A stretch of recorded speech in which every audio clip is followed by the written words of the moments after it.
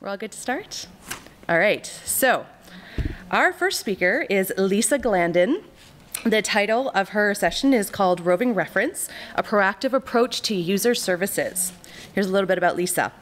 Lisa is currently an MIS student at the University of Ottawa's School of Information Studies, which we just found out got its ALA accreditation. Woo! There we go. That's good news. All right, she was born and raised in Ottawa in a bilingual household.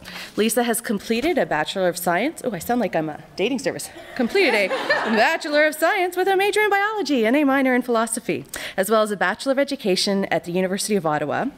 She discovered the wonderful world of libraries and information science while working as a reference technician at the University of Ottawa Library, where she enjoyed helping users find library material and improve their search strategies. In her spare time, this is where I do get to be date-like, she enjoys taking long walks with her golden retriever, skating on the Rideau Canal, and in the summer, cycling along the Ottawa River. Lovely, huh? After graduation, Lisa hopes to become a science librarian in an academic library. So any of you who are hiring, please keep these 6 lovely folks in mind.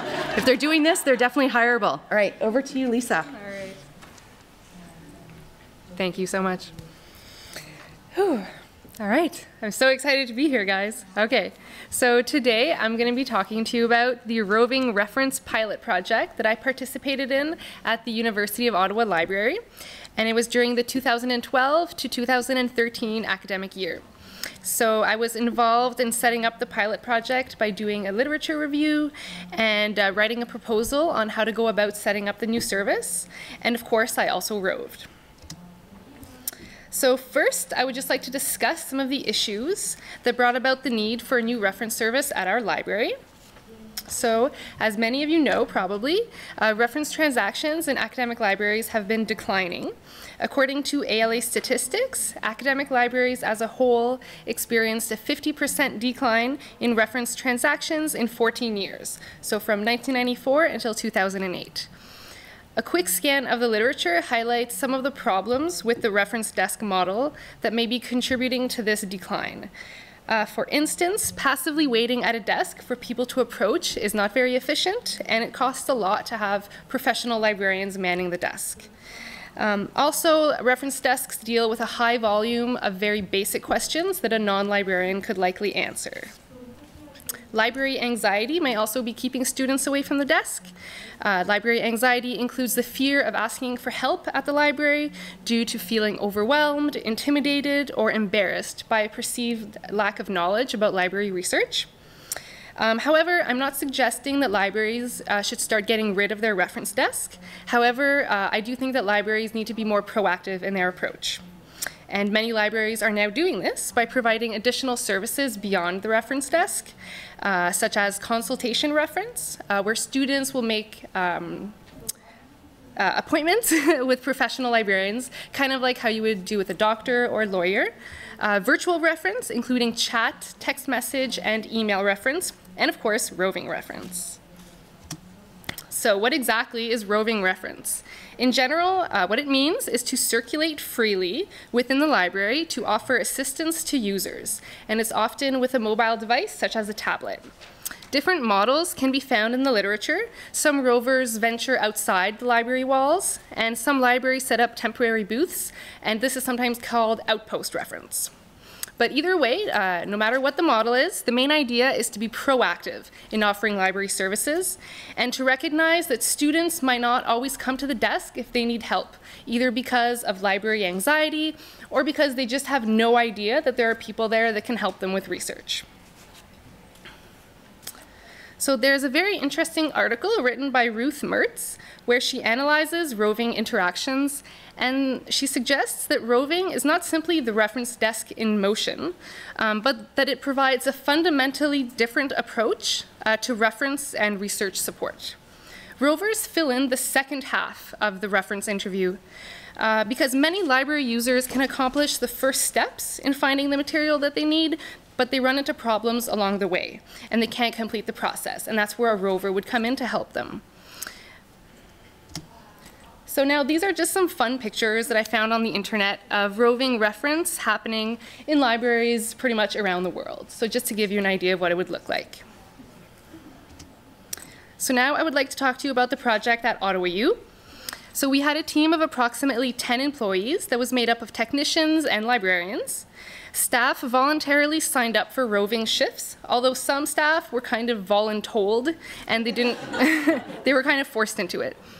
Rovers wore name tags, but we didn't wear flashy vests or anything like that. And as a supplemental service, roving was only offered during the busiest times, so Tuesdays, Wednesdays, and Thursdays between noon and 4 p.m. The library also purchased an iPad that would allow rovers to access the catalog, online resources, as well as track statistics and write down and share our comments. Okay, so we took statistics for each interaction, and these are the results in numbers.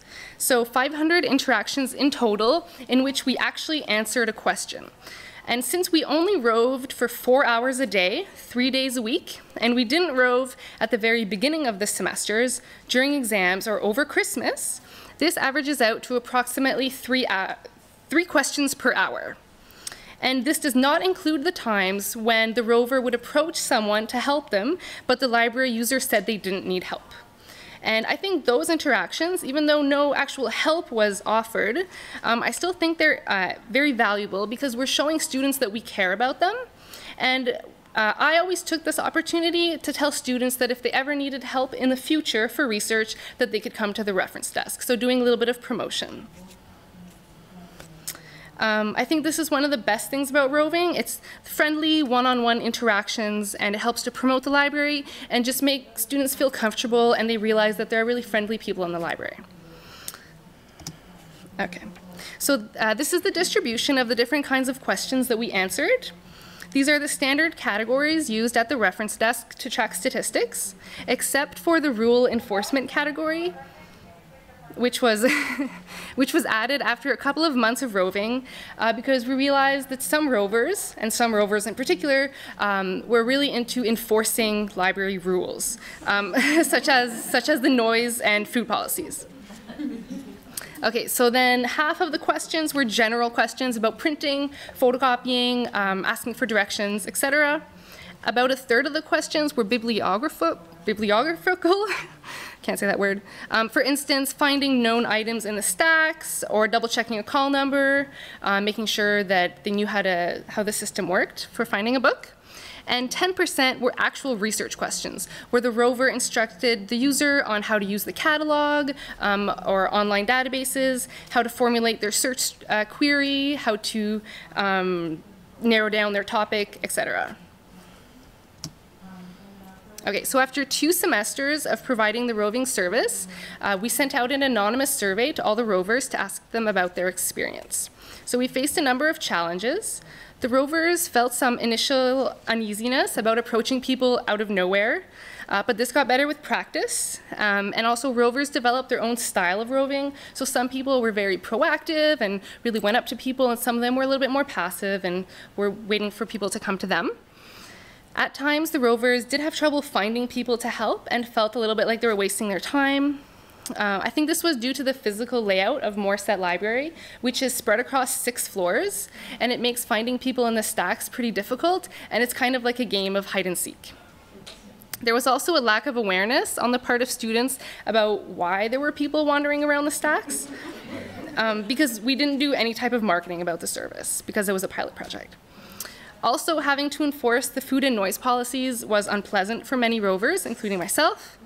And so for this academic year, 2013 to 2014, unfortunately, the roving service has been cut back due to lack of staff, but they're still offering the service in targeted busy periods. On the positive side, we did help 500 people that might not have come to the reference desk for assistance. We had many great interactions with students, and many people told us how happy they were that a rover came along to help them at just the right time. And also, the rovers generally did enjoy their experience. It gave them a chance to get up, walk around, get out of their office, and gain a new perspective on library space. Okay, so what lessons did we learn from this pilot project? Well, approaching a stranger in the stacks is a pretty bold move, and it can feel unnatural for some people. It's an activity that requires a certain degree of extrovertedness and fearlessness, and not everyone is going to want to rove. So it's important for staff to voluntarily sign up for the job and not be forced into it. There's also the new factor to consider. When we started the roving service, it was a pilot project and it was kind of a social experiment, so the staff were intrigued and enthusiastic about it. And I think the chance to use an iPad at work also drew people to sign up for roving. However, once the new factor wore off, I think the rovers found it a little bit tedious due to the factors mentioned before, like having to enforce the rules. So the lesson in this is that it's important for the head of the service to try to keep rovers engaged and motivated throughout the year. Extra training could also help, such as techniques on how to seem more approachable and how not to sound like a salesperson. And it's also important to consider the physical layout of your library. So in some cases, it might be more efficient to target specific areas or to set up a booth. And finally, communication and marketing could be very useful to help students recognize rovers when they do see them. So to conclude, what I hope you all take away from my presentation is that roving reference is a proactive way of offering library services, and that it can be a bit tricky to implement, but that it is definitely worth a try. Thanks.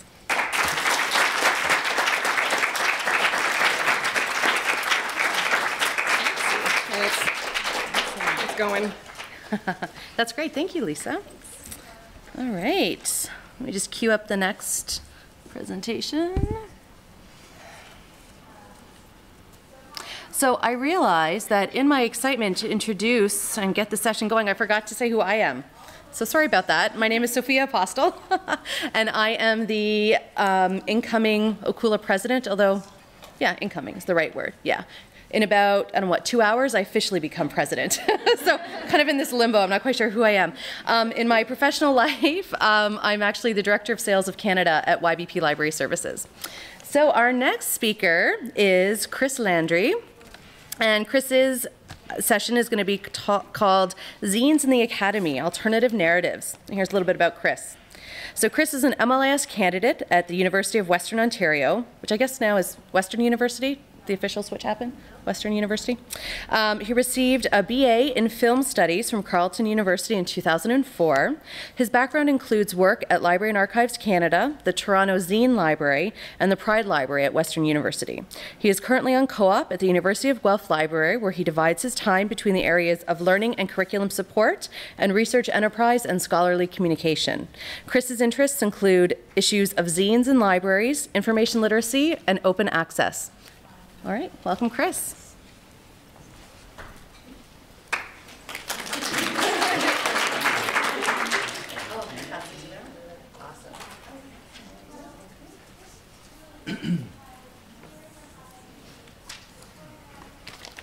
What I was told is Western is the brand, but professionally it should be University of Western Ontario. But you hear different things, so. Good to know. Thank you. Yeah.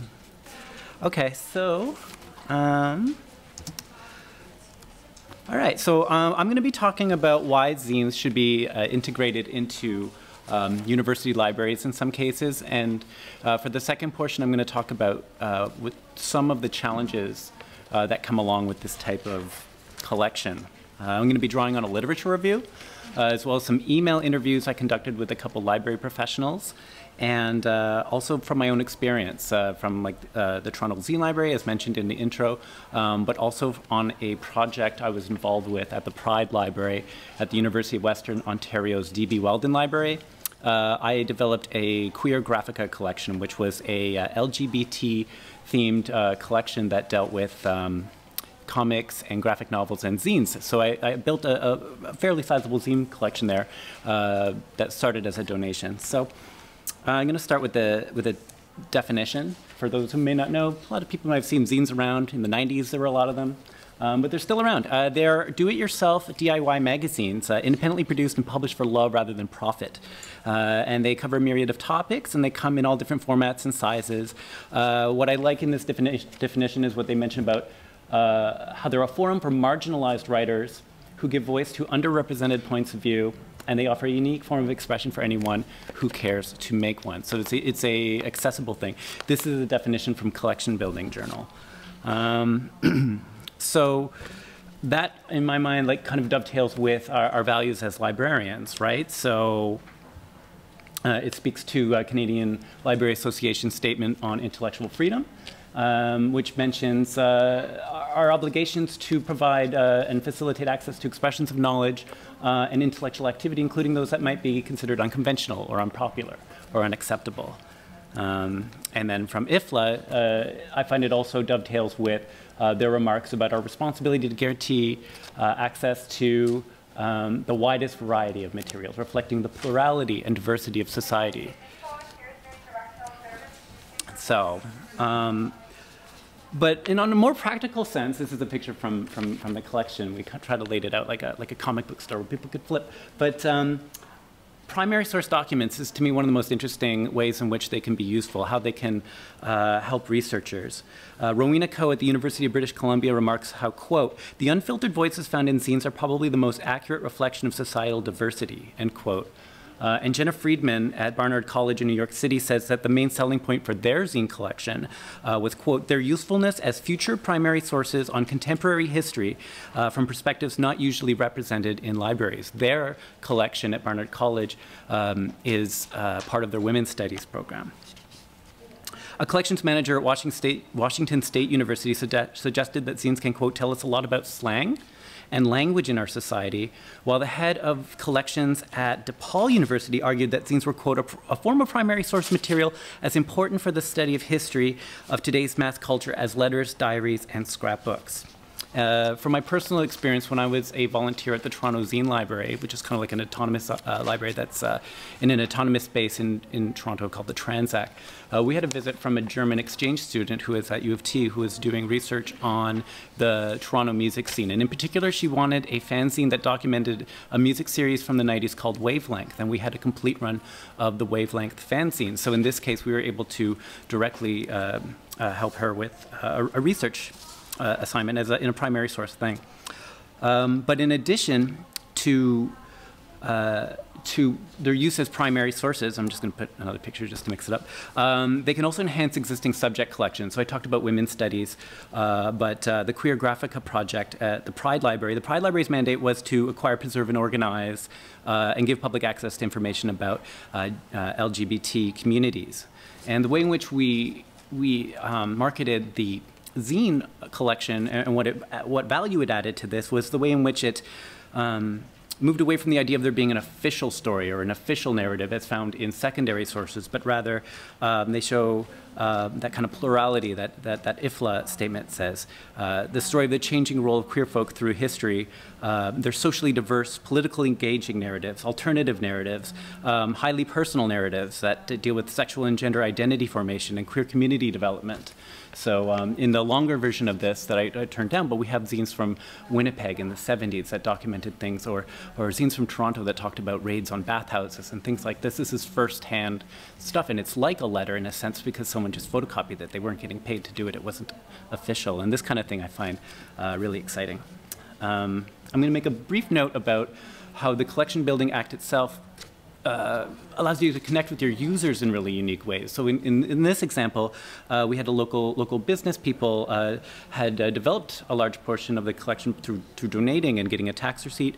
Local cabinet makers built this custom cabinet. A computer science major from Western developed the Drupal-based catalog. An engineering student created a digitization table because we have an online database where the covers are. So. You know, I didn't come in at the beginning of this. This passes through different hands, and what it does is it really makes you meet the different sections of the campus community in a profound way. Now, in terms of challenges, they're twofold that I think are most interesting to me, and one is promotion, and the other is evaluation. One of the challenges is how do you articulate to your users the value of a collection? Not a lot of people know what they are necessarily. I spoke with Lindsay Gibb from OCAD University, and they use like a zine of the day on like social media. They swap out physical displays. They use an annual zine fair, and they have a zine collective that actually is tied into their curriculum because they have a nano publishing course. So their collection actually is inspiration for students, but it also reflects students' work. And at Barnard College, they go further by using speaking events. They have a tremendous grant. They were profiled in the New York Times. They also run a club, and that produces zines as well. So So that's some things people have been trying. For us, it's tough because for technical reasons, our collection doesn't circulate. So the only time I can tell it's doing really well is when they're in disarray, when they're out of order. It's always good to come open up the library and see a big mess, because that means that people are enjoying the collection. So yeah, I mentioned a bit about student work. So Friedman, even with she collects CERC statistics. She also keeps track of all the researchers who contact her regarding, using the collection. But she still admits that evaluation is a weakness. But she said something interesting. She said that today's usage isn't the focus, and that the collection is being preserved for future research. This is a quote from an email. She said, "Even if no one touches them," and they do, "the focus is that the collection is being preserved for future research." For future understanding of life in the 20th century and early 21st century, in the case of their collection, for anarcho, punk, queer, crafty, etc., women and femmes and feminists of other genders. So I like this idea of how this is a long-term investment and how we're helping the researchers of the future. Because I would submit this is a unique area where, in a time where we're cutting back on our physical and print collections, this is a unique way in which print can actually enhance our collection. And from an acquisition point of view, they're quite affordable. They're, $1 to $2 is pretty normal for a zine. A lot of these came from, Etsy shops, zine distributors, and things like that. So I'm going to leave it there, but thanks a lot for listening.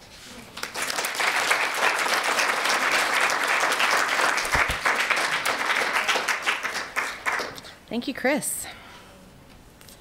All right.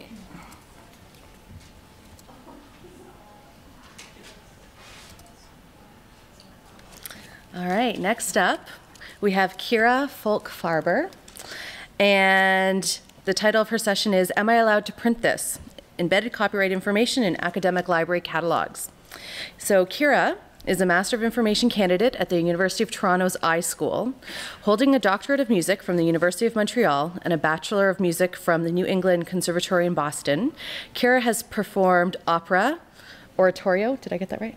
Oratorio, and new music in Canada, the US, and Europe. Kira teaches voice lessons. I think she should sing this presentation. Works at the U of T Music Library and volunteers as a virtual reference provider for Ask On. She's also researching aspects of copyright law and intellectual property policy relating to libraries digitizing their collections. Her paper, Classical Musicians and Copyright in the Digital Age, a Preliminary Investigation, was presented at the 2013 CAML conference, CAML, so I'm assuming Canadian Association of Music Libraries. There we go. I didn't want to say CAML conference, and all of you are like, how does this relate to zoology? CAML conference, which Kira attended as the recipient of the CAML First Time Conference Presenter Award, and she was published in the August 2013 CAML Review. So welcome, Kira.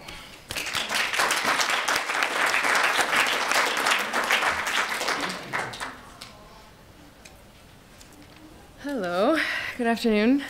As Sophia said, my name is Kira, and I would like to talk to you about the importance of embedding complete copyright information into academic library catalogs. So first, I'm going to show you a brief sort of scenario where complete copyright information could come in very handy. Then I'll give a little bit of a theoretical framework to explain why it matters so much right now. I'll show an example of a search that utilizes our database, OUR database.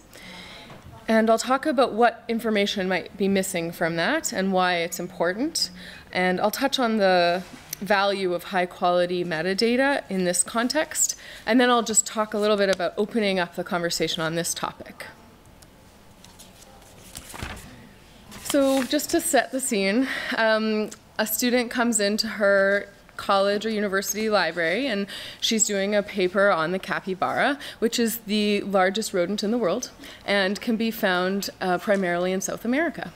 She's going to complete her paper in Argentina so that she can study the capybara in its natural habitat. And she's wondering how many copies she can print and if she can email herself the link to the article, to the digital article. And also she is hoping to post the link to the article on her blog. And there are also questions that she might not know to ask, like what are her rights? Does her use of this article maybe fall under fair dealing? So, as you know, copyright issues are becoming more prevalent as journals are digitized. Wallace Davidson in 2000 wrote that our task for the future is to keep informed about current legislation and to lend our voices to concerted action as appropriate. But David Lankus, who was actually going to speak this morning at the OLA Superconference, couldn't be here, he wrote the Atlas of New Librarianship. And he might propose a different solution. Lankus writes that part of the librarian's living mission is to facilitate knowledge creation in their communities, end quote. So I believe that by embedding each record with complete high-quality information on all the copyright laws that pertain to the record itself, the library member is immediately empowered with the choice of whether to obey or contravene these laws. The library member is also given agency to maybe inquire further into current policy, and if they choose, they can advocate for more access to materials. So our database is used by many colleges and universities all over Ontario and a little bit outside of Ontario as well. And it is the OCULA Usage Rights Database, as I'm sure many of you know, which was implemented, and it was implemented by the Scholars Portal a couple of years ago and originated at University of British Columbia. And it allows libraries to embed copyright permissions and restrictions into their own catalogs, as you can see there. The database is an excellent framework for institutions to use and customize to their own collections. There's some standardized licensing metadata for consortial licenses, and there's even a guide regarding updates when there are changes to these licenses. But it's really up to the institution to implement complete information, and it's really as informative as the person who creates the metadata makes it. So back to the scenario. The student is looking for the capybara, and she, I'm just saying she, it could be a guy too. Here's an example of the way that our database looks in the University of Toronto catalog. And that's her search. And so let's say she finds a resource on an e-resource, a digital article on the capybara. The metadata is customized by each institution because they each have their own unique collection, their own unique user interface, and there's the result the student gets, and you can see the metadata just under the holdings. It's very obvious and clear. The library staff will get access to a little more metadata, including information about interlibrary loans and alumni access. So what information is there? The metadata, as you can see, it informs the student that she can use this article for research or personal study, and that she can link it to a web page, so she can put it on her blog. So, as I said, she's going to Argentina to complete her paper. And there is certain information that would come in very handy in this situation that might be missing from our database, that is missing from our database actually. And one of them is the geographical restrictions, which can be explained with public domain information. And this would be very useful for reasons that I'll talk about in a moment. But it also doesn't talk about fair dealing clauses that could apply to the restrictions that are mentioned. So this is really important because it's really an explanation of the student's rights, and she might not know that she has those rights. So why does public domain matter? Well, while she's in Argentina, what if she wants to take a digital article that is under copyright in Argentina, but it's not under copyright in Canada? This could be a very possible situation because, as you can see, Argentina is the copyright expires 20 years later than it does in Canada, and it is based on where you access the article. So what server you're accessing it from, and if it's from Argentina, you are she would be copying and distributing an article that is possibly illegal to do. So again, the institutions customize their information, but actually on the U of T website, for sure, there are a lot of ask tags across the board on many digital articles. So, for example, let's say a teacher wants to know if he can post this article to Blackboard, and it'll say, ask the librarian and at this email address, and the librarian will then ask the publisher. And this is what it looks like close up. There are many of these ask tags.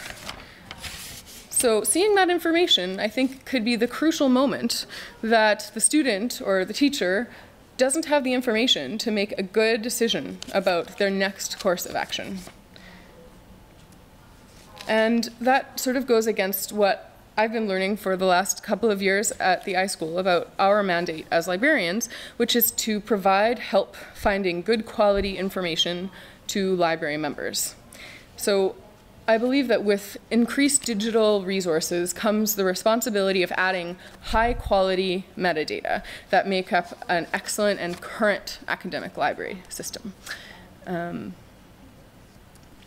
So I don't have answers about standardizing good quality metadata, but I do think it's very important to talk about it. And David Lankes incorporates the idea of conversation theory in his Atlas of New Librarianship.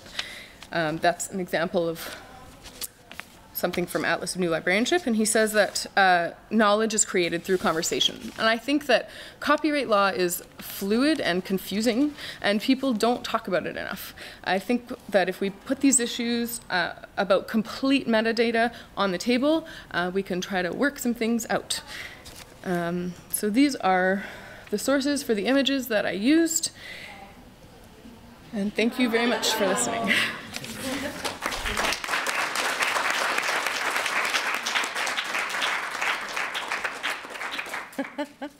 Thank you, Kira. Jamila is a second-year student in the Master of Information program at U of T's iSchool and will graduate in spring 2014. I like that you put that in there. 2014, spring 2014.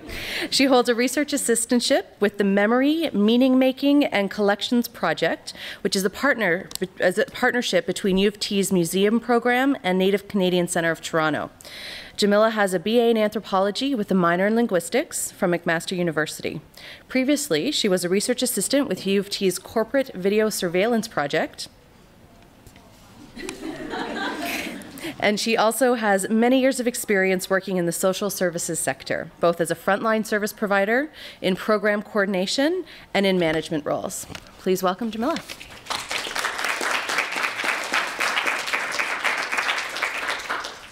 Thank you, Sophia, and hello, everyone. As you can see, I'm talking about decolonizing the library, and really I'm focusing on Indigenous librarianship in Canadian academic settings. Before I begin, I'd like to acknowledge my power and privilege as a member of the settler population and express my commitment to being self-reflexive of my role in the ongoing erasure of Indigenous peoples in Canada. So just to begin, I'd like to highlight that despite the tremendous linguistic, cultural, and ethnic diversity of Indigenous peoples worldwide, they share a common history of colonialism and face the ongoing effects of the European-driven dispossession of their lands, languages, histories, and so on. Because of this, Indigenous peoples worldwide share many common concerns regarding access to and control of information in library and other settings. And in this context, Indigenous librarianship emerges as a worldwide field of scholarship and practice. It's still a very emerging field, and that's why the question mark at the beginning. I think there's still a lot of questions and conundrums that are being sorted out. But just to give an idea, by Indigenous librarianship, I really mean fields of scholarship, practice that work to unite and bring together diverse Indigenous knowledge systems, and the field of library and information science.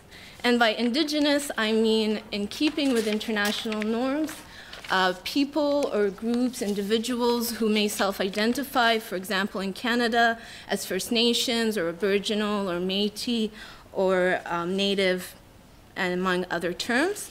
And by Indigenous knowledge systems, I really mean them in the sense of not pertaining only to the past or to traditional knowledge per se, but rather I see them from a paradigm that recognizes their continuity and relevance today, as well as their dynamic and ever-changing nature. So just a little bit of history. Indigenous librarianship is very new, as I mentioned. It emerges slowly in the 1960s or so.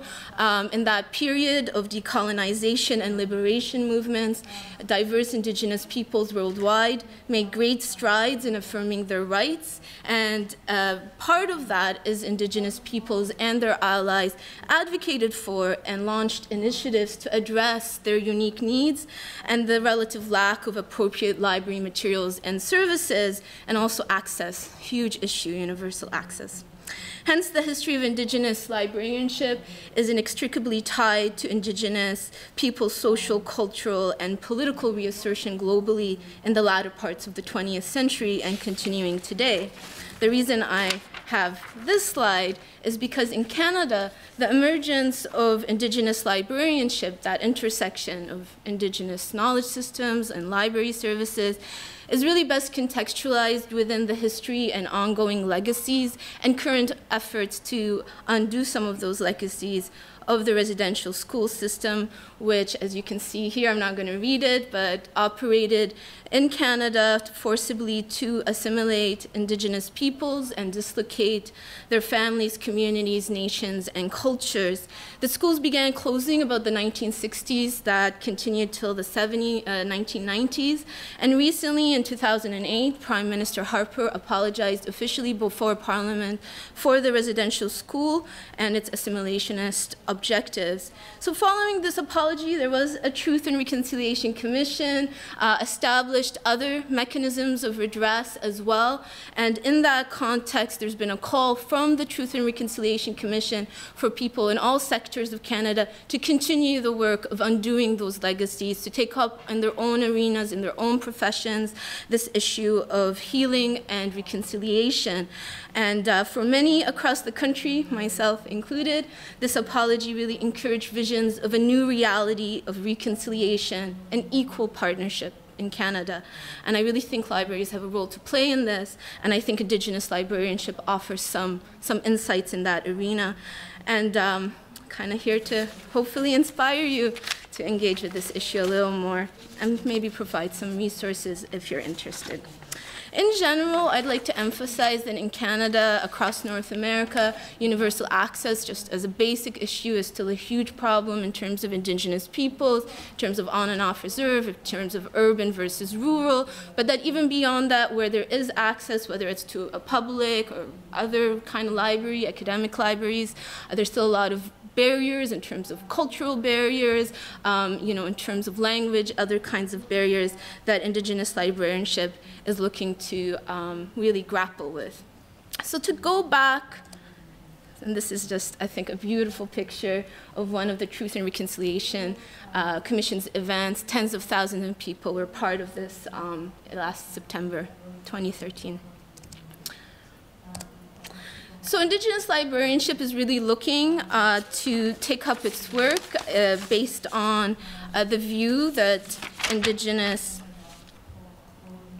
individuals and groups have both standard information needs as well as unique needs related to cultural and language revitalization, self-determination efforts, protection of cultural and intellectual property, healing, stewardship of traditional lands and resources, as well as access to relevant materials and services. And in that context, people working in this field, whether as researchers or practitioners, are really driven to do their work in a manner that recognizes the distinctiveness and relevance of Indigenous knowledge systems and really view Indigenous cultural principles as critical to any service design, provision, and so on. And it emphasizes inclusivity, community involvement, seeking the direction of Indigenous communities, and so on. As well as that sort of framework, really people in this field are looking at, for example, establishing best practices in library development, removing barriers to access, including cultural and other barriers, issues of developing appropriate knowledge organization methods and classification systems and so on, how to do virtual or physical repatriation of Indigenous knowledge resources, as well as developing professional capacity and ethics, policies at a local or national level that really solidify this approach. And in that regard, I can actually, I'm very happy to say, give you an example. So the University of British Columbia has, as one of its libraries, this is their website. It's the Waiwah Library. It's an official branch of the University of British Columbia. And you can see their website. I've highlighted a few things I think would be of interest. For example, their mandate right here, it's actually their mandate, where it says it's a center for academic and community Indigenous scholarship. So we're looking here, community engagement, very much honoring community knowledge and scholarship for Indigenous peoples. Our collections and services reflect Aboriginal approaches to teaching, learning, and research. So this is that Indigenous knowledge system, bringing in those cultural principles to actually inform your services, your approach, your very view of things. Highlighted reconciliation here because they also have the idea that the library has a role to play in this reconciliation between the settler population and Indigenous peoples. If you look a little bit at the research guide, I don't know if you can see it, but they have guide-specific examples to the residential school system, because that's, again, addressing the direct needs of Indigenous peoples. And down here, you could see they actually give community access, whether or not you're a student, because, again, very community engaged. Here, I've highlighted a few things. This is their About Us section on the website.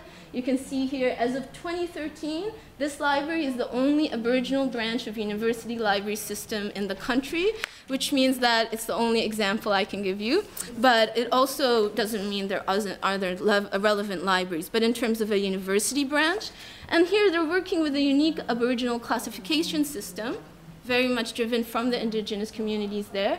And they're actually doing advocacy work on the international arena to try to get it recognition. And this, again, is part of those characteristics and themes I mentioned in terms of Indigenous librarianship. So just last, they're doing some initiatives across the UBC libraries, exhibits, events, workshops, collection spotlights around what they call Aboriginal on History Month. So they're engaging issues of history, creating spaces for dialogue, and they're doing it with other partners within the UBC library community. Very, very exciting, I think.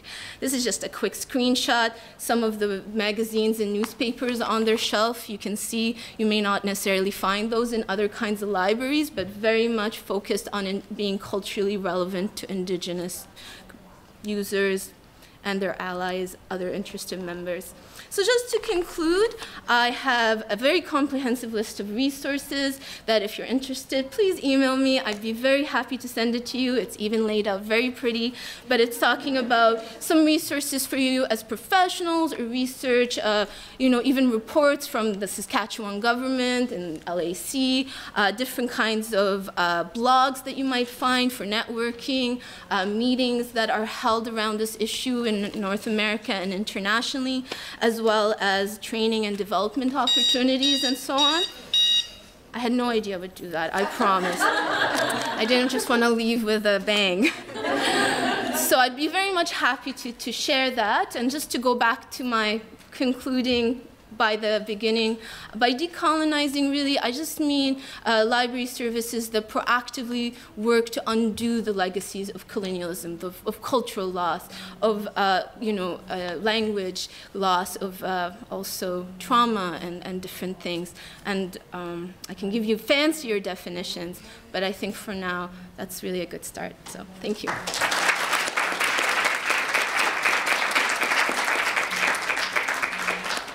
That's great. Thank you, Jamila. All right, we are on to our final talk. All right, and we have Ashley Urich. So, she's going to speak about the rise of MOOCs with the help of librarians. So, Ashley is a second-term MLIS student at the University of Western Ontario. She received her BA in English from York University in April 2013. Her background in academic librarianship includes working as a circulation assistant for the Education Resource Center at York University and as a research assistant for York University's communications department. I'm into community after the previous talk, communications department, where her research specialized in Canadian radio broadcasting in the 1930s. While working as a research assistant, Ashley became interested in the issue of open access because she realized that once she left the university, she would no longer have access to the thousands of journals that she's become used to using and reviewing. However, when Ashley first read about MOOCs, she saw a platform that could help move the scholarly world towards open access, and thus began her research into MOOCs. All right, Ashley.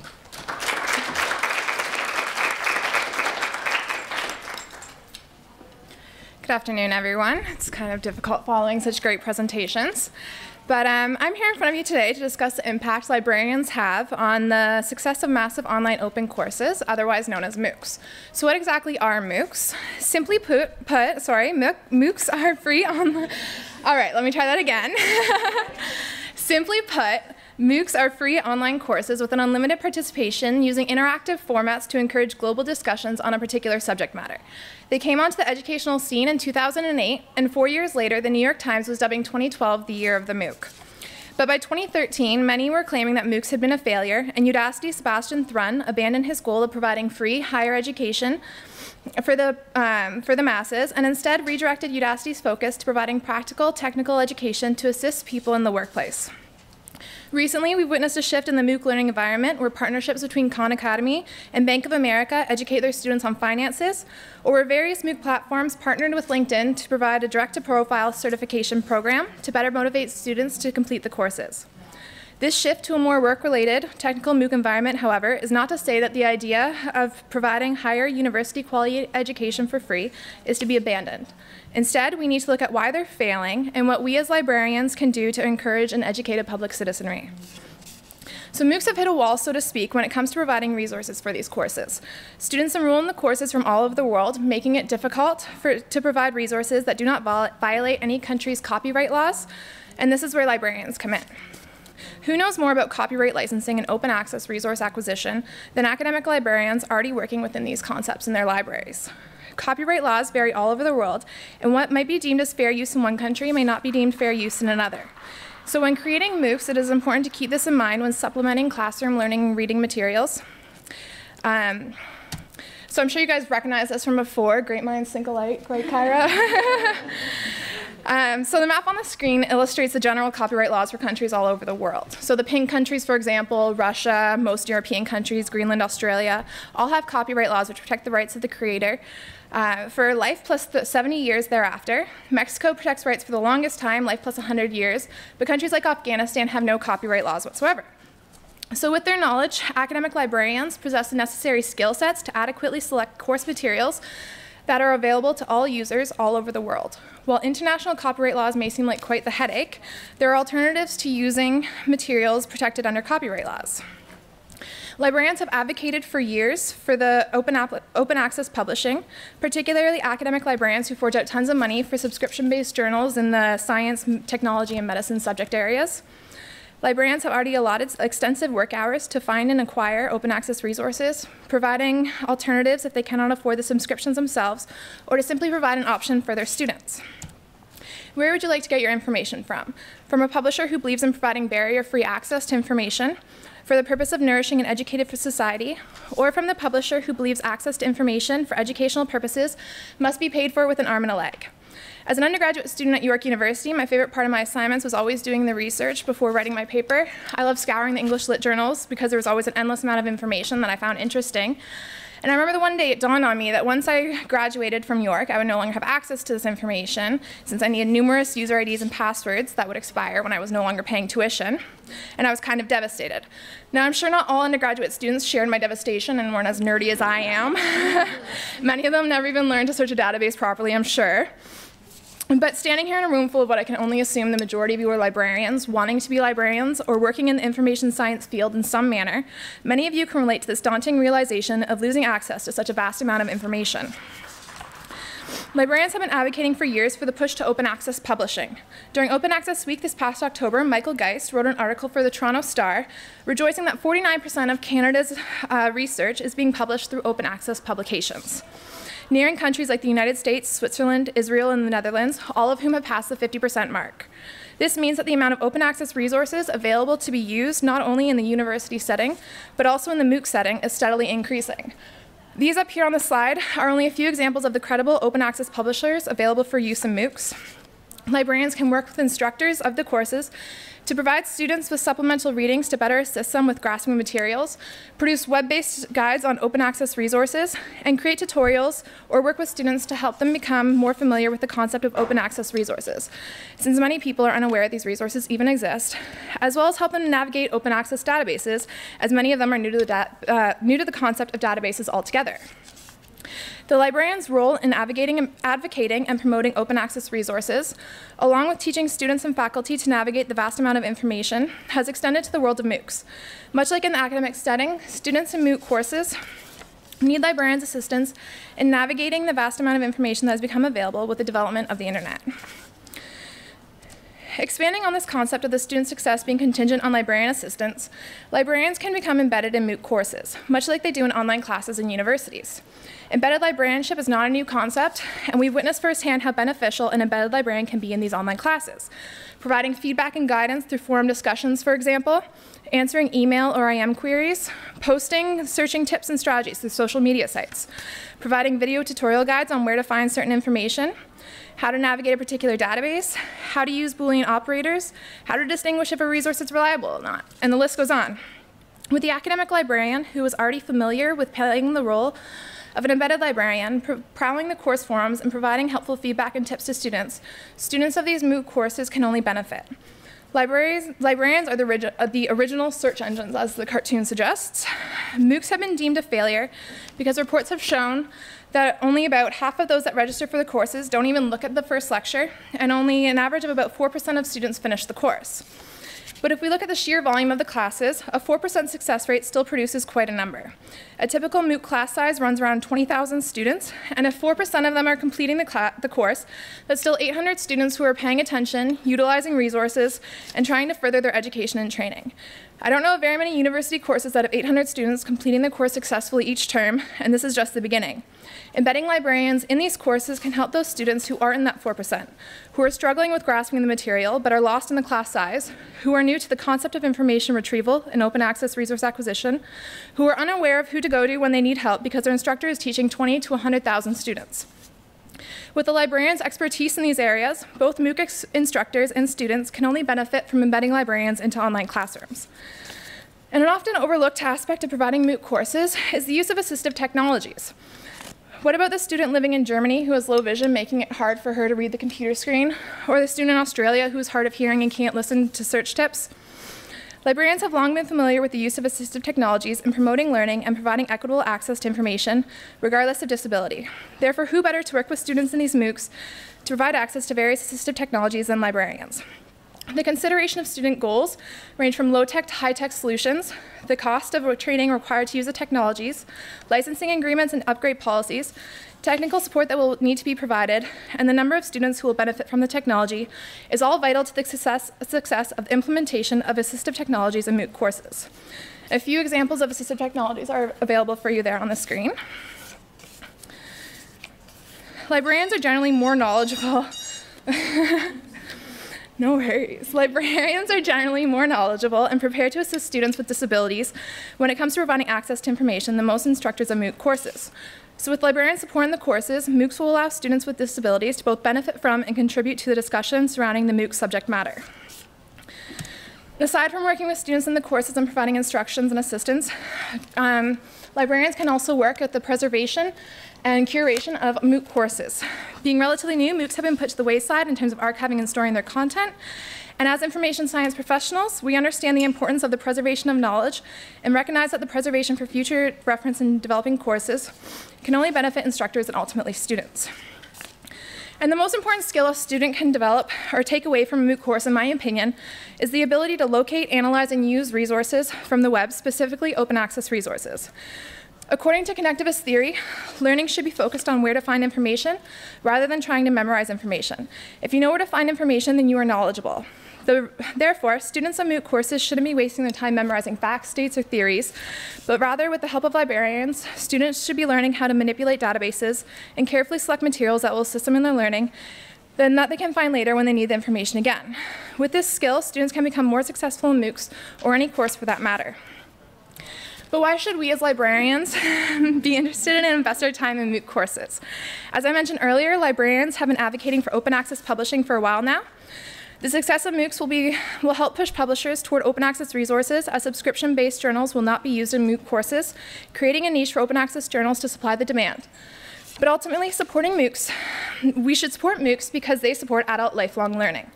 The Ontario Library Association's mission statement calls for members of OLA to advocate the democratic rights of all individuals in Ontario to have free and equitable access to information. MOOCs, therefore, present a challenge to librarians as a new medium for providing free and equitable access to information, where librarians can use their skills in copyright licensing and open access resource acquisition to aid in the success of these courses and ultimately support lifelong learning on a global scale. Thank you very much for your time, and I hope you enjoy the rest of the conference.